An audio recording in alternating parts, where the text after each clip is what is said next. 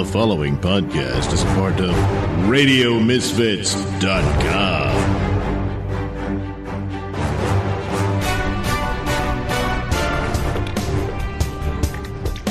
And now it's time for the Mr. Nailsin Show. Well, it's been a while, but I've reunited the band for this special Nailsin Show report on Elon Musk and Donald Trump. Oh, God, the two names I cannot stand. I don't know that I could get through this. You bring me back for that. I don't know. What the hell's going on there? What the hell you did, Red? I mean, my God, Elon, Elon's worse than Trump. He really is, because Elon, he knows better. I mean, he was in the electric car industry because he knows we gotta fight climate change. And yet he betrayed us all by joining forces with Donald Trump. Well, you might change your tune, Lefty. Absolutely not. Because Donald Trump and Elon Musk broke up. Wait, what? What? But damn it,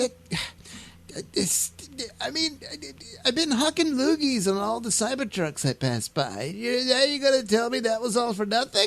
Everything you've ever done or will do is a waste of time, Lefty. You see, Elon, apparently, at least this is the public story,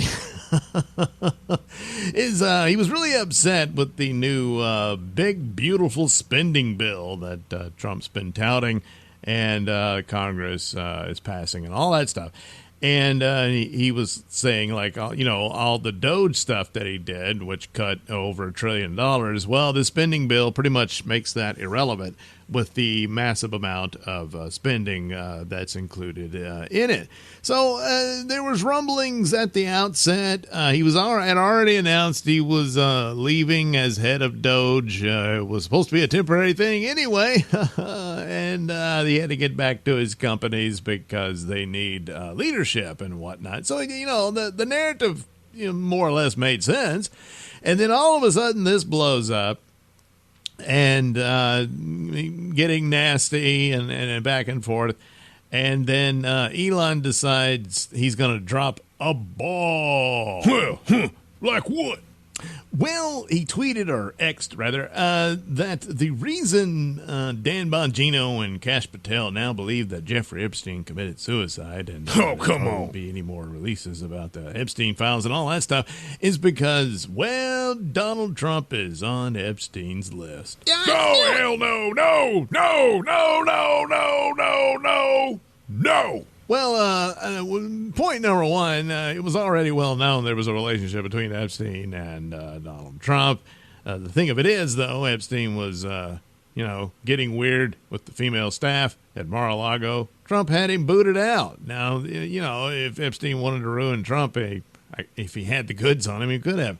Then you got to deal with, you mean to tell me the Democrats sat on that information all this time when they could have easily have destroyed Donald Trump, but they didn't have to go chasing after real estate and some crazy old bat saying he raped her in the 90s and stuff like that. No, you could have just exposed that he was a part of that whole thing. Unless too many of them are involved as well. I suppose you could say they're all in on it there in that case. But knowing them, they could easily doctor it to where there's no one else. It's just him. So you would think that that's what would have happened. But the idea that his name's on a list or meetings with Epstein or something like that, well, that's tons of people. Just because someone is on that flight log, it doesn't necessarily mean, and I don't know that they've ever established that he went to the infamous island and that sort of thing. But just because someone had interactions with it, there's been a couple of people that have been mentioned, but it was clearly more akin to business. People went after Alan Dershowitz, but nothing was ever really established. Woman who claimed there was something had to take it back because the thing about Alan Dershowitz is he keeps every receipt. he's ever been to just for this sort of thing. And he vigorously demanded, to see it in court on this, and they backed off and all that sort of stuff. So he was his lawyer. So you can't just, the guilt by association in and of itself wouldn't work. As for Elon has this, what does this say about his argument? Well, his argument is that he's really upset about the spending bill, and that's what did it for him, and he's out, and he's done with Donald Trump. Well, if you knew this information that Donald Trump was guilty of banging underage prostitutes, and but you were fine with that, but you're mad about this bill. Donald Trump counters, eliminating the EV mandates. Well, if your main upset, which is what Elon Musk has claimed is the government corruption and racket game and the massive theft of taxpayer funds and whatnot, these freebies like mandates and subsidies for companies like his and Tesla, that too should be on the chopping block.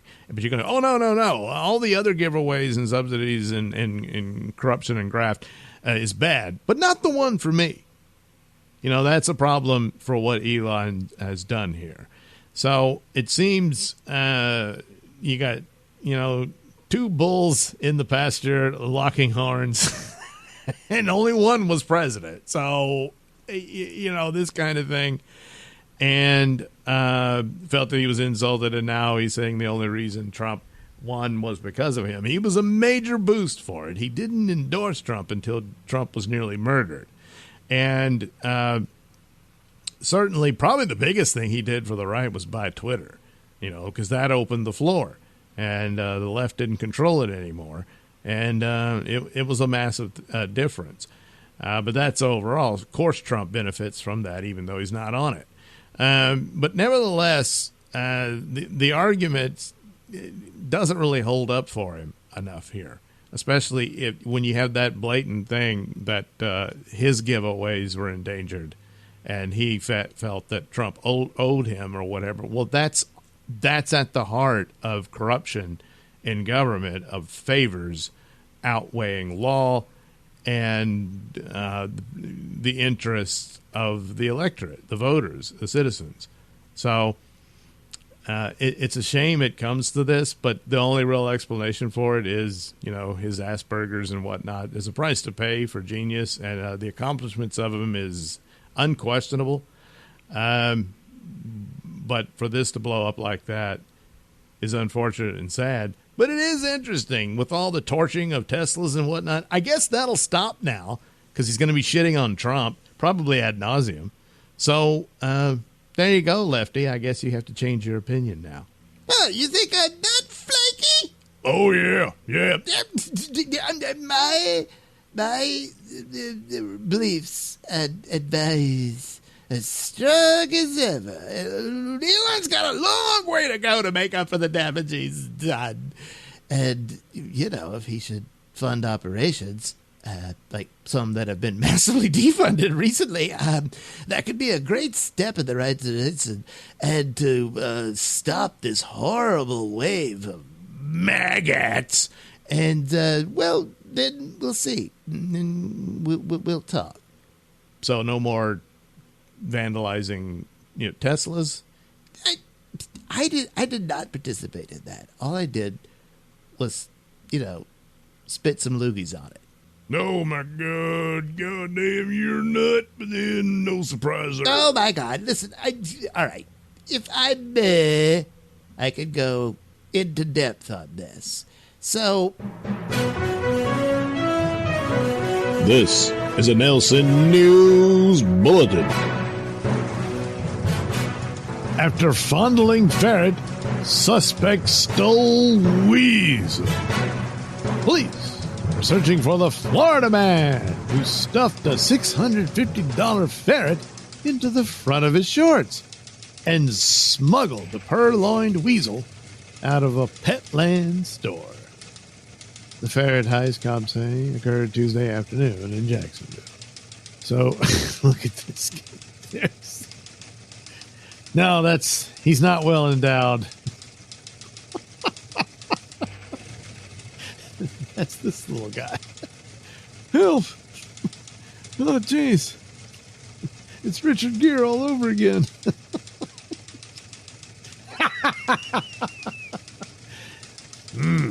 Yeah. That's right. You keep trying to escape. Yeah. Security cameras captured the male suspect as he browsed the ferret section of the store and fondles the ferret for quite some time. Oh, good Lord. The man then shoved the ferret into his shorts. He couldn't take it anymore. He had to have it. And departed Petland. As he left the business, the man, seen in the adjacent surveillance image, held the crotch area of his shorts to support the ferret as he walks past all points of sale without paying. Recognizing that the suspect was fleeing with the ferret, a Petland manager gave chase, but was unable to get the license of the man's vehicle, which is described in the report as a white work van with multiple letters along the top. It's always a white van, you know. The ferret thief, investigators reported, as a unique, long mustache, was wearing a blue Under Armour shirt and shorts with a Navy logo. While an automated facial recognition system failed to identify the suspect, he doesn't have a rap sheet apparently, the clear surveillance images will likely result in the apprehension of the ferret bandit. Maybe it's a disguise, thinking the mustache isn't real. But still, the recognition should have picked him up. Maybe he has like a fake nose and stuff. He went through all that trouble. Because he just, I gotta get that ferret in my pants. And, well, he did. Well, you know the gag is going to get, is that a ferret in your, oh, wait. Is that a gun in your pants, or is the ferret happy to see me? Sorry, best I got. This has been a Nailsin News Bulletin.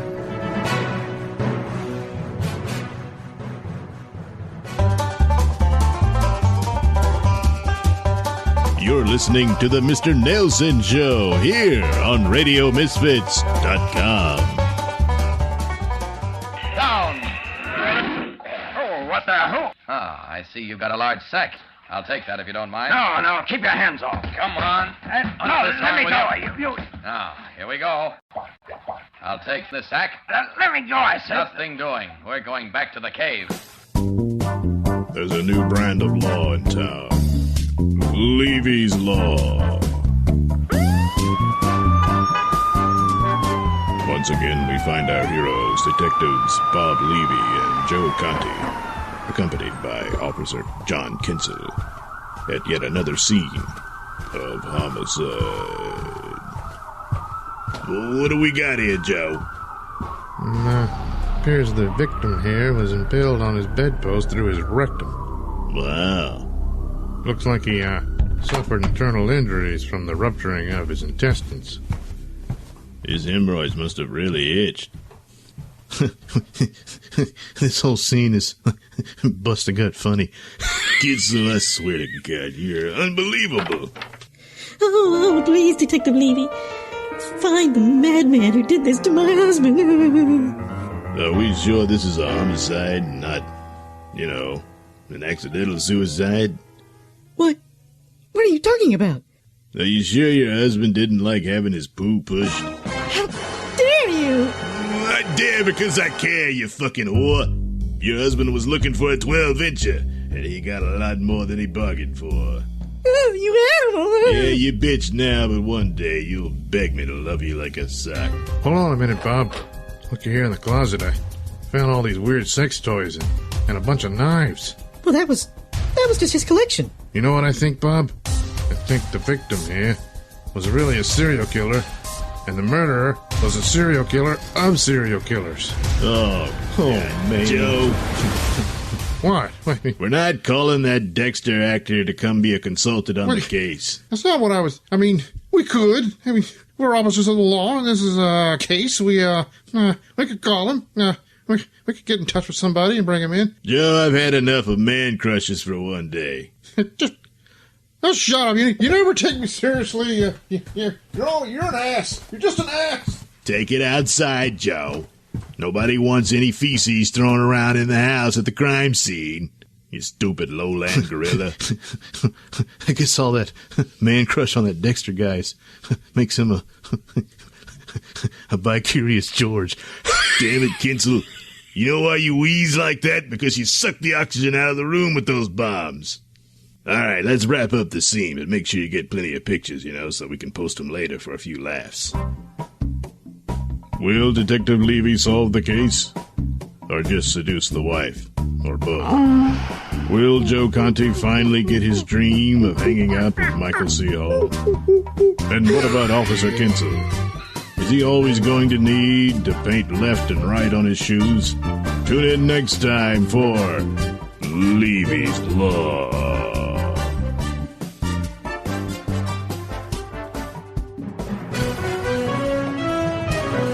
This is a Nailsin News Bulletin. Seattle pervert lives up to his name. Let's see why. A registered sex offender who calls himself Master Bader has again been arrested for indecent exposure, this time at a grocery store in Seattle, Washington.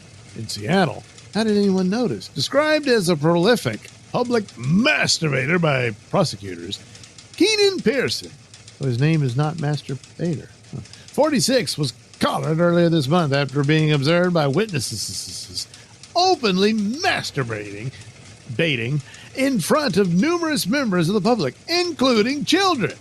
When confronted by cops, Pearson reportedly confessed that he was stroking inside the stove.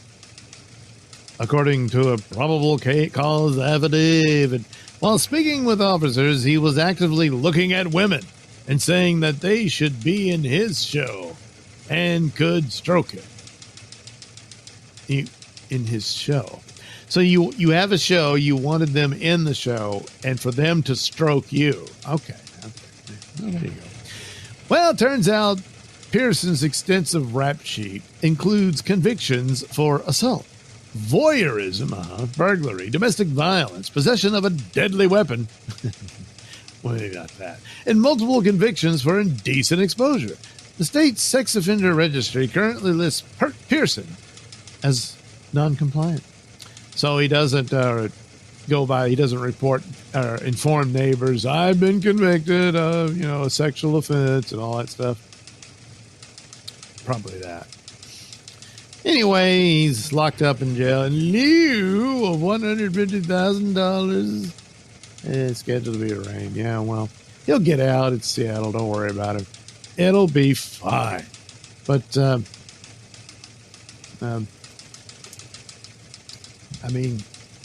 he is owning it, So I don't know. Out of all the perps covered, he really does own up to it. So you got to give him that. This has been a Nailsin News Bulletin.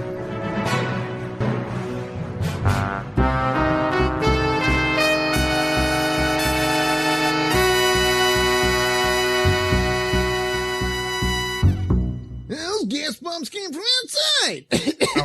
Outside? I'm falling down. Wait a minute. Wait, is this, oh no. Oh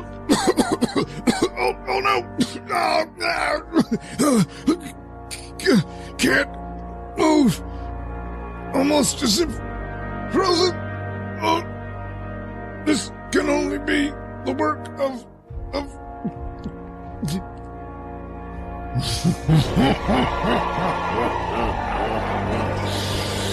Yes, my man, this could only be the work of Old Man Winter.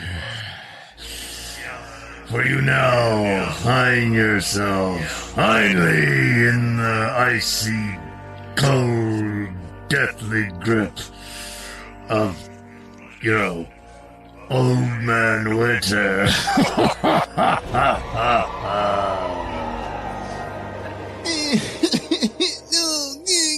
Come on, Mr. Winterman. This ain't fair. I never did nothing to you. may very well be, Critter, but you have pardoned yourself with my enemy, Bugman, so you will suffer his fate. Stop that whimpering, I can't stand it. Wait a minute. How are you able to still speak? Oh no.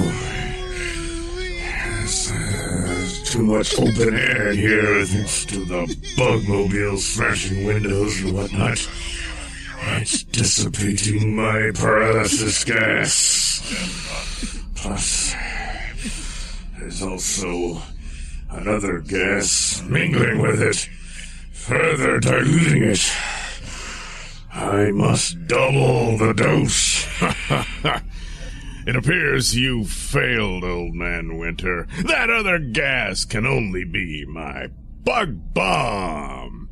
A gas which Critter and I are immune to. Its counter-agent mingling with your gas is probably canceling out the properties of your paralysis gas as we speak. Plus, the rush of air into the room from the holes created by the Bugmobile before your very arrival. Looks like the tables have turned. Don't be so stupid, Bugman. As I was saying, I need only increase the dosage of gas to overpower both your bug gas and the outside air. When I pump more of it into your faces, you will go cold. Oh shit, no. Only I could get up.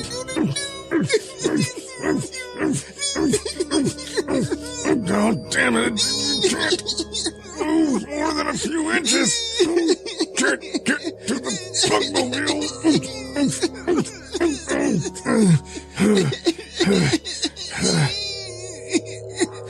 Damn it, Critter, shut up! I'm trying to concentrate on some kind of countermeasure. No countermeasure, Bugman, or your time is up. Prepare to breathe in the cold air of your doom. Scared me, dude.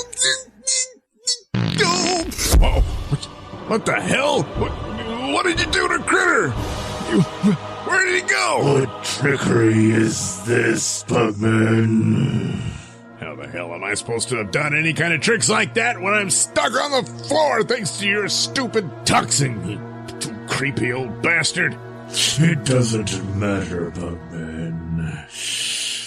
Once I eliminate any potential threat, you may present with a double dose of my paralytic gas straight to your face. I'll soon discover the secret of the disappearance of Critter. Damn it. Oh no! Still can only move a few inches. I can't reach my electro bug stinger gun. Only one potential weapon left. My cicada call.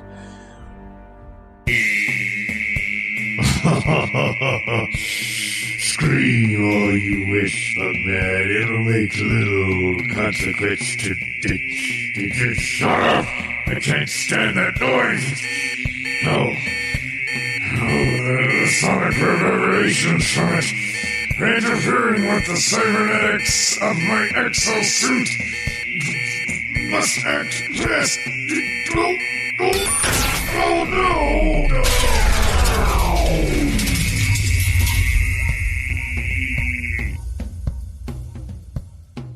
That's it. Old Man Winter's defeated, trapped in his now malfunctioning exoskeleton. I can slowly feel movement coming back to me. I can slowly make it out to the bugmobile. I can hear it. What's going on? Holy shit! Oh, yeah. Just ran over Old Man Winter. What? Critter! Hey, Bugman. Critter! What the hell? How did you get to the bugmobile? I mean, it looked like you disappeared in here. I don't know. I was getting really scared, and then I farted. Next thing I knew, I was in the Bugmobile. So, I cranked it up and came back in here. Good Lord. That sounds as if you've been granted the miraculous ability of teleportation. What? Is that gonna give me cancer? No. What? No, stupid. It's a new superpower, you idiot. Whoa, really? Ah, cool. Well, wonders never cease. Perhaps we'll see how this teleportation power of Critter is put to use in future adventures of Bugman.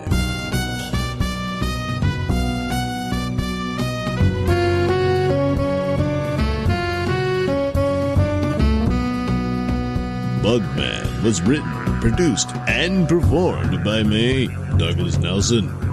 Music came courtesy of Kevin MacLeod and other public domain sources.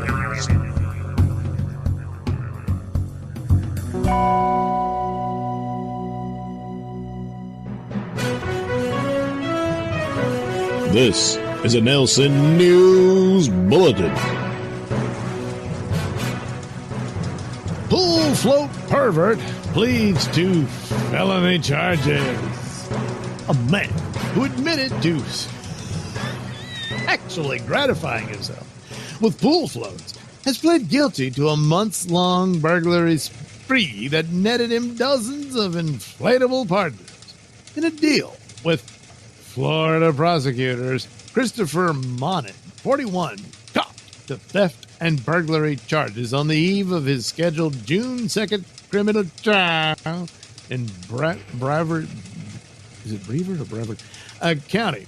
While such felony convictions carry stiff maximum prison terms, Monin's plea still resulted in a downward departure, in part because he requires specialized treatment for a mental disorder that is unrelated to substance abuse or addiction, according to a court filing which noted that the defendant was amenable to treatment. A judge sentenced Monin to 2 years of community control, an intensive form of an intensive form of probation that compares to house arrest. He will then be placed on standard probation for 8 additional years. Monin, who was also fined $840, had spent 8 months in the county jail before being released on bond. Monin's case, which has dragged on for years, began following his 1:30 a.m. suspicious person arrest by a Palm Bay Police Department officer.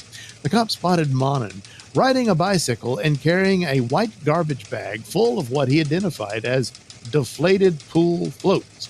Since Palm Bay had been plagued with burglaries in which the suspect cuts the screen or otherwise enters a victim's back pool area and steals only pool floats, Monin was identified as a prime suspect.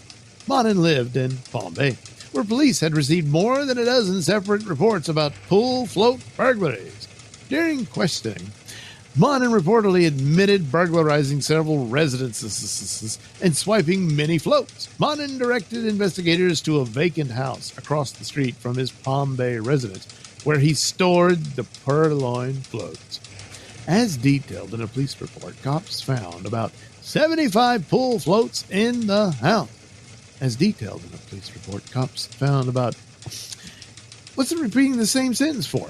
A search warrant inventory lists some of the seized items as lounge chair with cup holders, a duck float, a lobster float, a French fries float, a pizza float, a turtle float, a whale float, a banana float, an elephant float, a watermelon float, and a float shaped like a piece of bacon. See?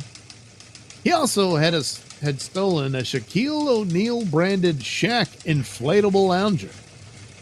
I wonder what Shaq thinks of that. Monin, whose home did not have a pool, reportedly told police that he actually gratifies himself with the floats and does this instead of raping women.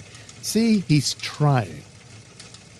prior to the May 29th pool float plea. Monin had been convicted of burglary, theft, loitering, and prowling, and violating probation.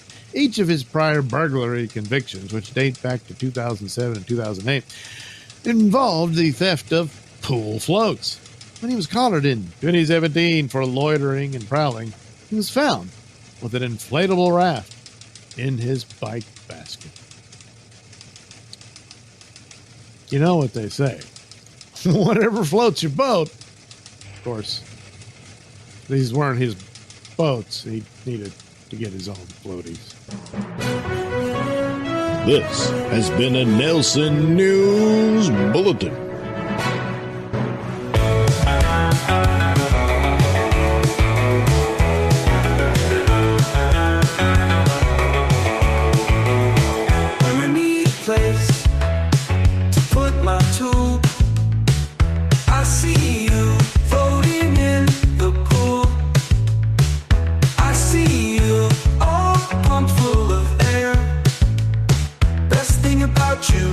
Is at least you are there. My inflatable lover, there is no other. My inflatable lover, lightning and thunder. My inflatable lover, over and under.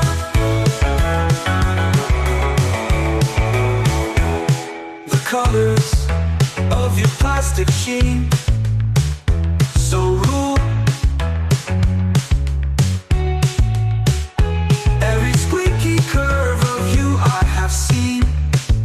Make me drool.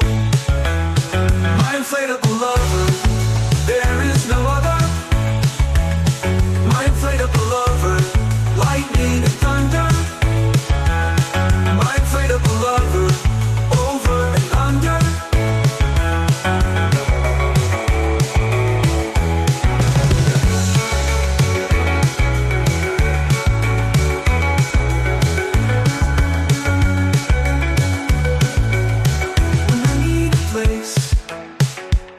My tool, I see you floating in the pool. My inflatable lover, there is no other. My inflatable lover, lightning and thunder.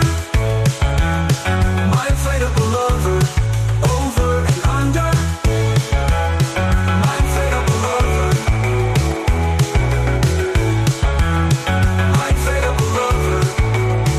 my inflatable lover. The views and opinions expressed during the Mr. Nailsin Show do not necessarily reflect those held by RadioMisfits.com. So, any complaints and or comments should be sent to @Mr. Nailsin on Twitter, where they will be promptly ignored and or blocked.